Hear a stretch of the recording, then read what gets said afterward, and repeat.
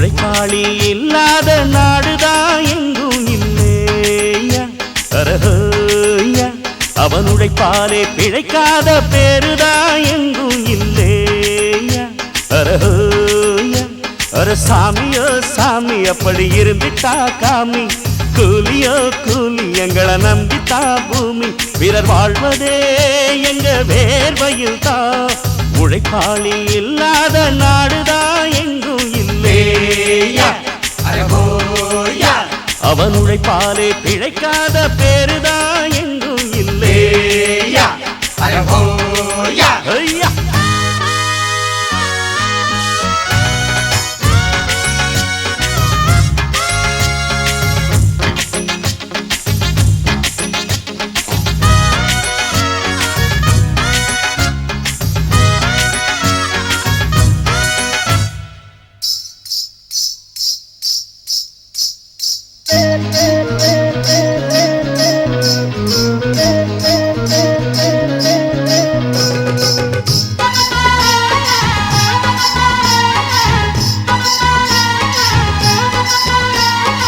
தலைமையில சாப்பாடு கொண்டாடும் கப்பக்கிழங்கு அம்மம்மா அங்கம்மா சில போல ஷோக்காக உன்னத்தான் பெத்து போட்டுட்டா உங்கம்மா அங்கம்மா அட பல வீட்டு பலகாரம் ஒன்னான கூட்டாஞ்சோறுதான் இன்னையா பொன்னையா பல சாதி இது போல ஒன்னான சண்டை வருமா கதையா சொன்னையா நித்தமும் பாடுபட்டு உழைக்கும் யாவரும் ஓரினந்தா சத்திய வார்த்தை இத நமக்கு சொல்லுது மேதினந்தா நாம் எல்லாம் மேல இருத்தோம் செஞ்ச தாங்காது நாடு முழுதும் நாமின்றி என்ன நடக்கும் நம்ம கைதாண்டா ஓங்கி இருக்கோம் அட அடிச்சாலும் குடிச்சாலும் அண்ணன் தம்பி நீயும் நானுண்டா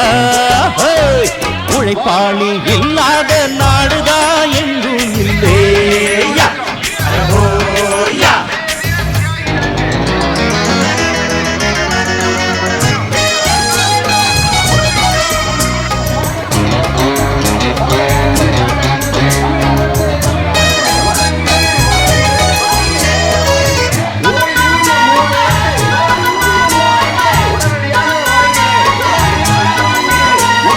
பணக்காரன் குடியேற பாட்டாளி வீடு கட்டுறான் ஆனாலும் அவனுக்கோர் வீடில்லை யாரு கேட்கிறான் பல பேரு தான் உடுத்த நெசவாளி நூல நெய்யறான் அட ஆனாலும் அவன் உடுத்த வேட்டி இல்லை யாரு கேட்கிறான்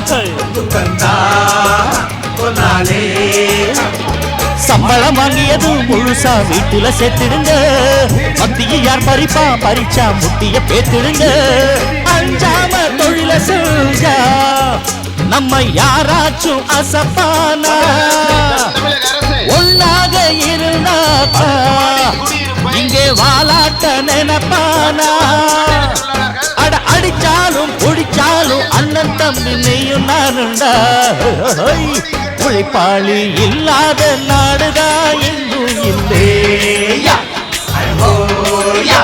அவன் உழைப்பாலே பிழைக்காத பேருதான் எங்கும் இல்லையா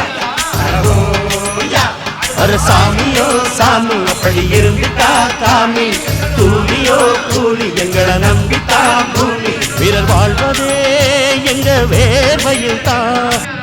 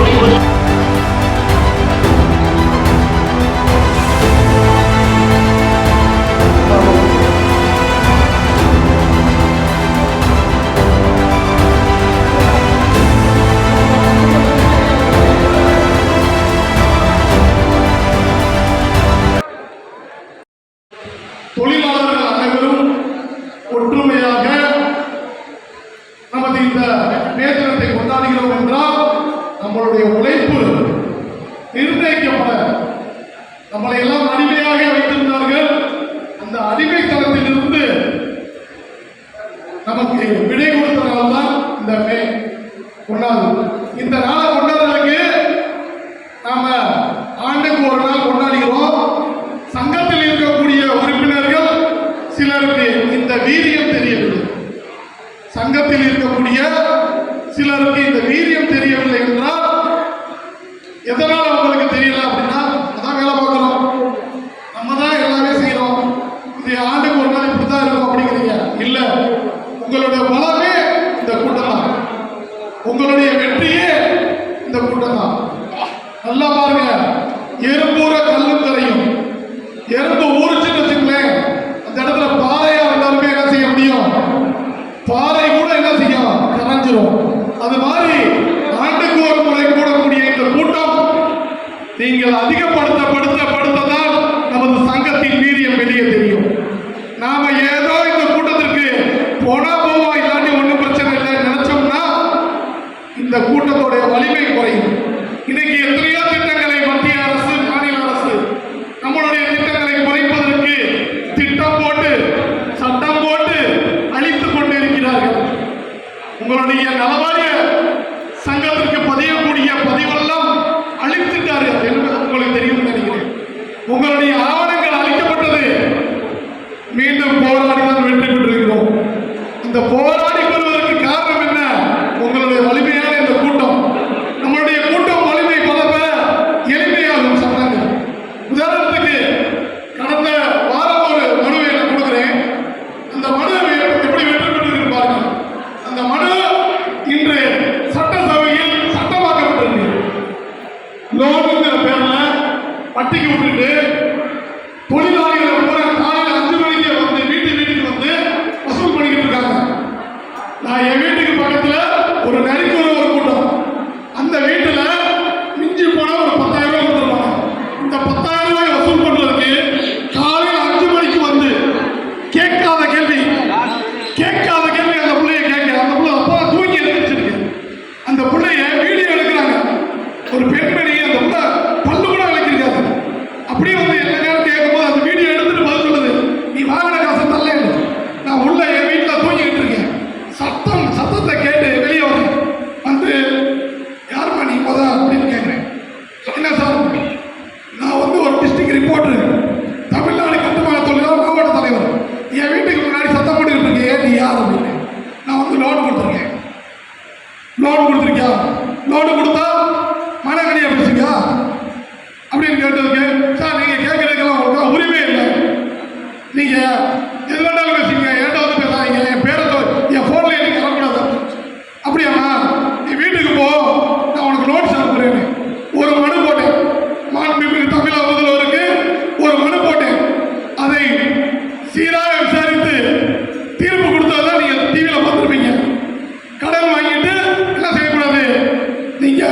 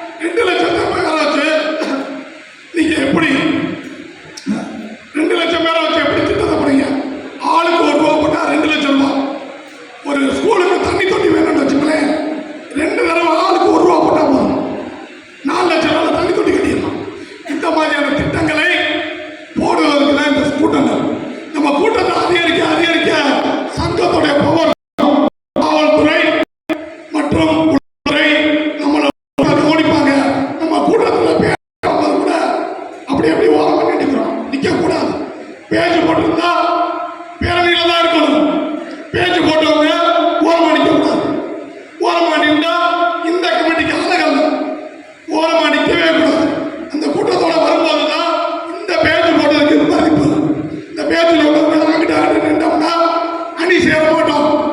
அந்த அணியை உடைக்கிறதுக்கு வெளியில இருந்து ஒரு திட்டம் உருவாயிடும். அந்த திட்டத்துக்குள்ள நம்ம லாக் ஆயிடுவோம். அதனால கட்டமைப்பு கட்டுக்கோப்பு உள்ள சங்கத்தில் நம்ம இருக்கோம்.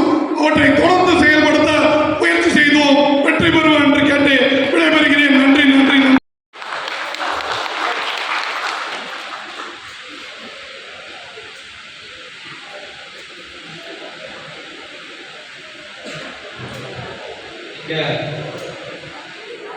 வந்திருக்கும் தலைமை நிர்வாகிகள் சங்கத்தினுடைய தலைமை நிர்வாகிகள் அவர்களுக்கும் மற்றும் தலைமை செயற்குழு நிர்வாகிகளுக்கும் மற்றும் மாவட்ட நிர்வாகிகள், நகர நிர்வாகிகள், ஒன்றிய நிர்வாகிகள், நிலை நிர்வாகிகள் மற்றும் உறுப்பினர் அவர்களுக்கும்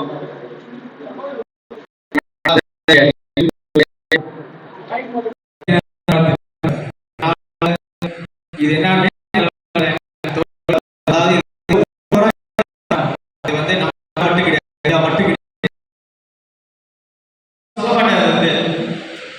இது வந்து இப்ப இல்ல 1988 அதாவது 890 கிட்டத்தட்ட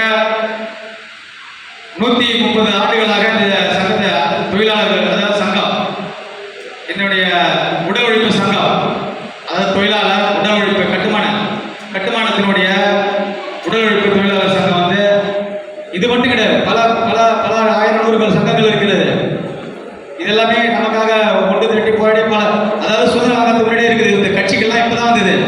1951 தான் கட்சிகள் எல்லாம் வந்தது.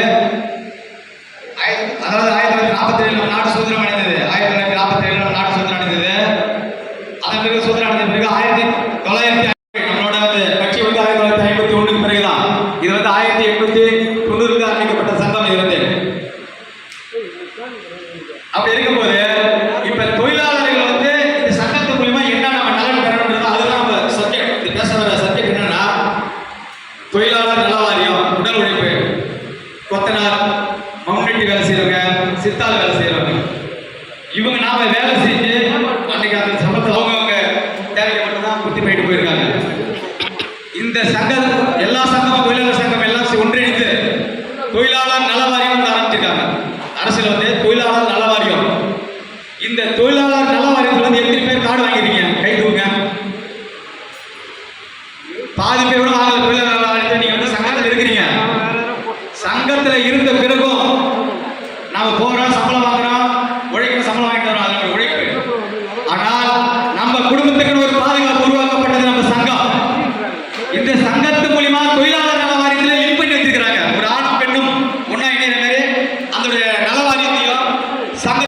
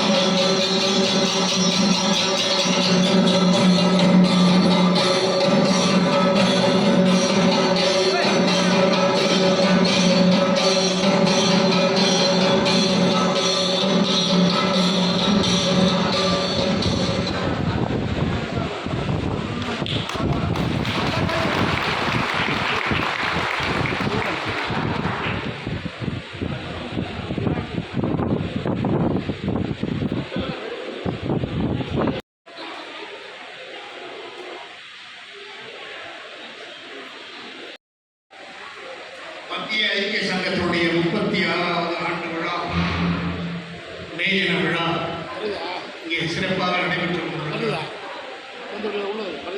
நிதியை வைத்துக் கொண்டு இந்த கட்டுமான தொழிலாளருக்கு பென்ஷனுங்கிற பேர்ல வெறும் 1200 ரூபாய் ஏதோ இந்த பாதுகாப்பற்ற இந்த முதியோர் உதவி தொகை வழங்குவது போல வழங்கினா இது என்ன அரசு இது? இதை நம்ம கண்டிக்க வேண்டாமா? அடிப்படையாக நமக்கு தேவையான பென்ஷன் வந்து ஒரு கட்டுமான தொழிலாளிக்கு ஓய்வூதியம் பெற வேண்டும் என்றால் சாதாரணமாக 3000 வழங்க வேண்டும். குறைஞ்சபட்சம் நான் சொல்றது இந்த குறைஞ்சபட்சம் 3000 வழங்க வேண்டும் என்றால் உண்மையிலிருந்து கோட்டை முறை நம்ம இந்த பிரச்சார பயணத்தை மேற்கொண்டோம். ஆனா இந்த அரசு இப்ப என்ன பண்ணிருக்காங்கன்னா இந்த கோரிக்கைலாம் செலவு பண்ணா ஆண்டு விழா 36வது ஆண்டு விழா. இந்த விழாவிலே இந்த சங்கத்தினுடைய சார்பிலே மிக வெற்றிகரமாக சங்கத்துடைய நிர்வாகிகள் நடத்தி வருகிறார்கள் என்பதனை நீங்கள் எல்லாம் மிக நன்றாக அறிவீர்கள். 36 ஆண்டுகளாக ஒரு அமைப்பினை தொய்வின்றி தொடர்ச்சியாக நடத்துவது என்பது ஒரு சிறந்த சாதனையாகும். அந்த சாதனைக்குரியவர்கள் நீங்களெல்லாம் இருக்கிறீர்கள் என்பதை பார்க்கின்ற பொழுது உங்களை எல்லாம் அழைத்து செல்லுவதற்கு இந்த சங்கத்திலே பொறுப்புகளை ஏற்றுக்கொண்டிருக்கக்கூடிய அறிவைக்குரிய பி.ஜே. குமார்,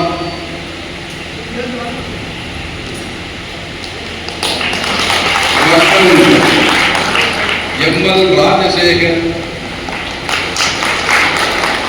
மற்றும் ஜான் விஜயகுமார் போன்றவர்கள் எல்லாம் மற்ற நிர்வாகிகளை நான் இங்கே சொல்ல நிறைய பேர் இருப்பதால் சொல்ல முடியவில்லை, மன்னிக்கவும். எனவே இவர்கள் இந்த சங்கத்தினுடைய பொறுப்பினை ஏற்றுக்கொண்டு உங்களுக்கெல்லாம் நல்ல வழியை காட்டுகின்ற அளவில்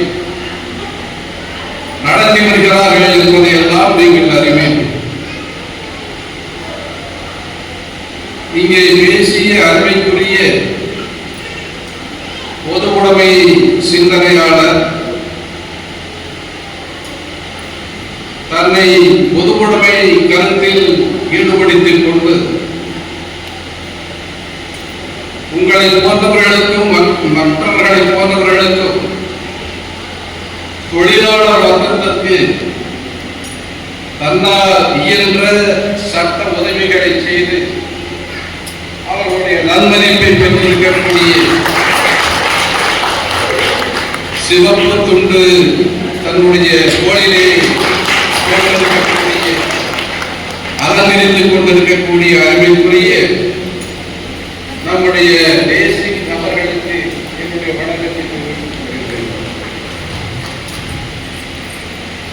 இங்கே பேசிய அறிவிப்புரிய சகோதரர் சென்னை உயர்நீதிமன்றத்துடைய பாரம்பரியமிக்க வழக்கறிஞர் சங்கத்துடைய செயலாளர் கிருஷ்ணகுமார் அவர்களுக்கு என்னுடைய வாழ்த்துக்களை நான் தெரிவித்துக் கொள்கின்றேன். அந்த இருவரும் உங்களை எல்லாம் அழைத்து சென்று உங்களோடு இணைந்து நல்ல பணி ஆற்றுவதற்காக நான் எண்ணுகிறேன். அவர்களுடைய பணி மென்மேலும் சிறக்க வேண்டும், தொடர வேண்டும் என்று நான் விரும்புகின்றேன். எனவே அவர்களுக்கும் இந்த இயக்கத்தை நடத்தி வருகின்ற குமார் ராஜசேகர், ஜான் விஜயகுமார் போன்றவர்களுக்கும் என்னுடைய வாழ்த்துக்களை நான் முதலிலே தெரிவித்துக் கொடுத்ததை இங்கே அன்பிற்குரிய தாய்மார்கள் எல்லாம் இந்த அரங்கத்திலே அமர்ந்து கொண்டு கருத்துக்களை கேட்டுக் கொண்டிருக்கிறார்கள். அவர்களெல்லாம் தினமும் கட்டுமான தொழிலிலே வேகாத வெயிலே ஈடுபட்டு வியர்வையை சிந்தி தன்னுடைய மக்களையும் மற்றவர்களையும் சொந்தக்காரர்களையும் காப்பாற்றுவதற்காக அவர்கள் ஆற்றுகின்ற அந்த கடினமான உழைப்பை நான் பாராட்டுகின்றேன். அவர்களுக்கு என்னுடைய வாழ்த்துக்களை நான் தெரிவித்துக் கொள்ளுகின்றேன். அதையெல்லாம் விட என்னை மிகவும் கவர்ந்த அன்பிற்குரிய இந்த இயக்கத்தினுடைய ஒருங்கிணைப்பாளர் தமிழ் அமுதன் தமிழுக்காகவே தன்னை இணைத்துக் கொண்டு தன்னுடைய குடும்பத்திலே அவர் மூலமாக பிறந்த பிள்ளைகளுக்கு கூட அழகிய தமிழ் பெயரை இட்டு பேசுகின்ற பொழுதும் நல்ல தமிழிலே பேசுகின்ற ஒரு நல்ல தமிழர் உங்களுக்கு கிடைத்திருக்கிறார். எனவே நான் இங்கு வருவதற்கு காரணம் அவர் என்னோடு காட்டிய அந்த தமிழ் உணர்வுதான் என்பதையும் நான் தெரிவித்துக் கொள்கிறேன். பொதுவாகவே தமிழ் மொழிக்கு தொண்டு செய்கின்றவர்களையும் தமிழ் சமுதாயத்துக்கு தொண்டு செய்கின்றவர்களையும் பெரிதும் மதிக்கக்கூடிய அந்த குண நலத்தை நான் பெற்றிருக்கின்ற காரணத்தினால் அவரை நான் மதிக்கின்றேன். அவர் உங்களுக்காக உழைக்க முன்வந்திருப்பதற்காக நான் அவரை வாழ்த்துகின்றேன். எனவே வருங்காலத்தில் இவர்களை எல்லாம் நீங்கள் பயன்படுத்திக் கொள்ள வேண்டும் என்று நான் கேட்டுக் கொள்கின்றேன். இன்றைய நாள் உலக உழைப்பாளிகளுக்காக ஒன்றுபட்ட நாள். உழைப்பாளிகளுக்காக ஒரு நாள் இருக்கிறது என்று சொன்னார். அவர்களுடைய உழைப்புகளை சிறப்பாக போற்றுகின்ற ஒரு நாள் மனித சமுதாயத்தில் இருக்கிறது என்று சொன்னால் மே 1ஆம் நாள். எங்கெல்லாம் அடக்குமுறைகள் அழிவுமுறைகள் இருக்கின்றதோ அவற்றையெல்லாம் நகர்ந்தெழுந்த உறவிற்கு உணர்வுகள் வெளியேறி பிரபுக்களுடைய செல்வாக்கை உடைத்திருந்ததால் இந்த மேலா உலகத்துடைய பல்வேறு பகுதிகளில் நாடுகளில் அங்கெங்கு வாழ்ந்த மக்கள் எல்லாம் அடிமையை உடைத்திருந்த நாள் இந்த மேலா. இங்கே பேசிய அருமைக்குரிய நண்பர்கள் எல்லாம் குறிப்பிட்டார்கள். சிகாகோவில் 18ஆம் நூற்றாண்டில் அங்குள்ள பிரபுக்களினுடைய அந்த தன்மையை எதிர்த்து உலகத்திற்கு பிரகடனப்படுத்திய நாள் இந்த மேலா. அப்படியே வந்தால் மாஸ்கோவில் புரட்சிகரமான கொள்கையை இந்த உலகத்திற்கே வந்து லெனின், ஸ்டாலின் போன்றவர்கள் எல்லாம் இந்த மேலாவை கண்டுகொண்டதால் 18ஆம் நூற்றாண்டிலே இன்னும் சொல்ல போனால் 18ஆம் நூற்றாண்டுடைய இறுதியிலே பிரெஞ்சு புரட்சி என்று சொல்லுவார்கள். பிரெஞ்சு நாடு என்பது படித்தவர்களுக்கு தெரியும். அங்கே பிரபுக்கள் என்று சொல்லக்கூடிய லார்ட்ஸ் என்று அழைக்கப்படுகின்றவர்கள் அவர்களுடைய ஏகாதிபத்திய குணங்கள் அடங்கிய அந்த நாடு, செல்வ செழிப்பு மிக்க நாடுதான் அந்த பிரெஞ்சு அதிபர்கள். அவர்களை ஒரு உரிமை நாள் இதை சொல்லலாம்.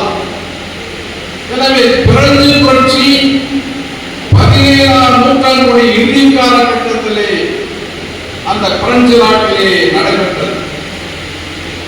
இப்படி உரிமைகளை அடக்குகின்ற பொழுது உழைப்பினை மதிக்காத சூழ்நிலை ஏற்பட்ட காலத்தில் உழைப்பே வீரம் என்று குரல் எழுப்பிய நாள்தான் வேணா.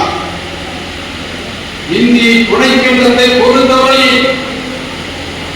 டாக்டர் அம்பேத்கர் அவர்களால் 1936 இண்டிபெண்டன்ட் லேபர் பார்ட்டி என்கின்ற ஒரு அரசியல் கட்சியை உழைக்கும் வர்க்கத்திற்காகவே அவர் உருவாக்கினார். ILP என்று சொல்லுகின்ற அந்த கட்சி, அவர் உருவாக்கிய கட்சி பம்பாயில் 17 இடங்களிலே போட்டியிட்டார்கள். போட்டியிட்ட இடங்களில் 14 இடங்களில் அந்த கட்சி வெற்றி பெற்றது. எனவே உழைக்கும் வர்க்கத்திற்காக இந்திய துணைக்கண்டத்திலே முதல் குரலை எழுப்பியவர் இந்த சமுதாயத்தைச் சேர்ந்த, ஒடுக்கப்பட்ட சமுதாயத்தைச் சேர்ந்த டாக்டர் அம்பேத்கர் அவர்கள்தான் என்பதை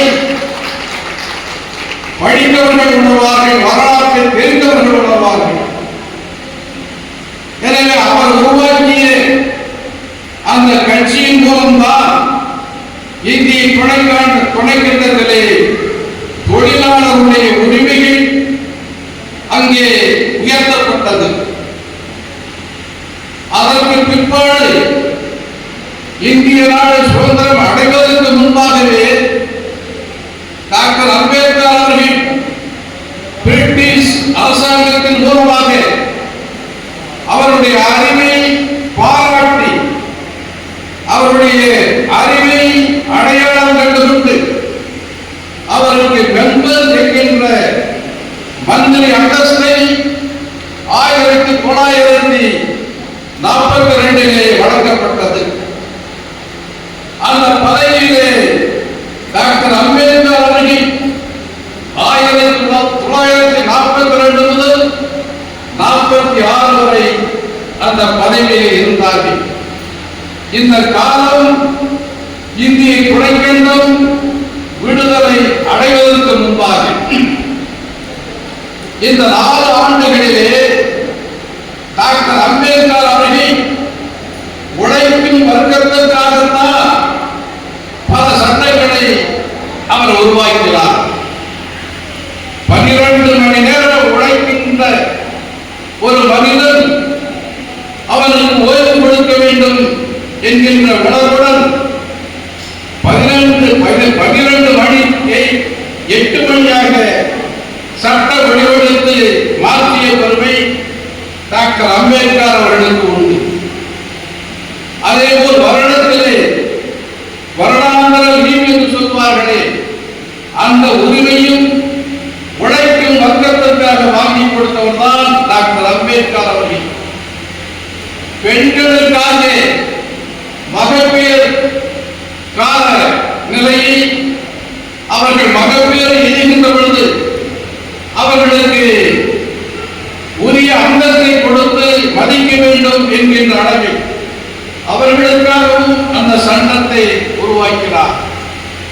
ஆகவே முதல் குரல் எழுப்பிய ஒரு மாமனிதர்தான் இந்திய அரசியல் சட்டத்தை விடுதலைக்கு பின்பாக உருவாக்கி நமக்கெல்லாம் அளித்த டாக்டர் அம்பேத்கர் அவர்கள் என்பதையும், இந்த நாடு விடுதலை பெறுவதற்கு முன்பாகவே இந்த மக்களுக்காக, குறிப்பாக உழைக்கும் வர்க்கத்திற்காக, தொழிலாளர்களுக்காக பெண்களுடைய உரிமைகள் பாதுகாக்கப்பட வேண்டும் என்பதற்காக குரலை ஒழித்தவர் தான் டாக்டர் அம்பேத்கர் என்பதை நீங்கள் உணர வேண்டும் என்பதற்காகத்தான் இந்த கருத்தினை நான் சொல்ல விரும்புகின்றேன். தமிழகத்தை பொறுத்தவரையிலே 1923 ஆண்டுகளிலே சென்னையிலே வழக்கறிஞராக பணியாற்றிய திருமதி சிங்காரவேலன் என்கின்ற ஒரு தமிழர் தன்னுடைய உணர்வை பொது உடைமை இயக்கத்திலே இணைந்து கொண்டு தொழிலாளர்களுக்காக உழைக்கும் வர்க்கத்திற்காக குரலை எழுப்பியவர்தான் சிங்காரவேலர் அவர்கள். அவர் ஆற்றிய அந்த பணியை பெருமைப்படுத்துகின்ற அளவில் தமிழ்நாட்டிலே பிற்பாடு தலைமையேற்று நடத்திய டாக்டர் கலைஞர் அவர்கள் அவர்களுக்கு அரசு விழாவாக ஆண்டுதோறும் எடுக்க வேண்டும் என்கின்ற ஆணையை பிறப்பித்திருக்கின்றார்கள். எனவே வரலாறுகள் இப்படி இருக்கிறது. உழைக்கும் வர்க்கம் என்பது வள்ளுவனால் சொல்லப்பட்டது. உழவர் வர்க்கம் என்பது வள்ளுவரால் சொல்லப்பட்டது. உழைக்கும் வர்க்கமும் உழைப்பாளர் வர்க்கமும் உழைக்கின்ற வர்க்கமும் ஒன்றுதான் என்பதை எல்லோரும் அறிவீர்கள். எனவே உரிமைகளில் பாதிக்கப்படுகின்ற பொழுது அந்த உரிமைகளுக்காக பாடுபட்டவர்கள் நம்முடைய முன்னோர்கள் என்பதை நீங்கள் அறிவீர்கள். அந்த நாளை போற்றுகின்ற அளவிலேதான் இந்த அமைப்பில் இருக்கக்கூடிய நீங்கள் எல்லாம் இந்த விழாவினை சிறப்பாக நடத்தி வருகிறேன் என்பதை நான் மகிழ்வோடு ஏற்றுக்கொண்ட நிலையிலேதான் இன்றைய தினம் உங்கள் முன்னால் வந்து இந்த சிற்றுரையை நான் பேச முற்பட்டேன். இந்த வாய்ப்பினை கொடுத்த உங்களுக்கு, இந்த உணர்வினை கொடுத்த உங்களுக்கு நான் என்றென்றும் கடமைப்பட்டிருக்கின்றேன் என்பதை இந்த நேரத்திலே கூறிக்கொண்டு, நீங்கள் அனைவரும் எதிர்காலத்திலே ஒன்றாக இணைந்து ஒன்றாக பணியாற்றி ஒன்றாக உயர்ந்த நிலையை நீங்கள் இந்த சங்கத்தின் மூலம் அடைய வேண்டும் என்று உங்களை எல்லாம் பணிவேடு கோட்டுக்கொண்டு உங்களுடைய ஒற்றுமை ஓங்குக, உழைப்பாளர்களுடைய ஒற்றுமை ஓங்குக என்று முடிக்கின்றேன். நன்றி, வணக்கம்.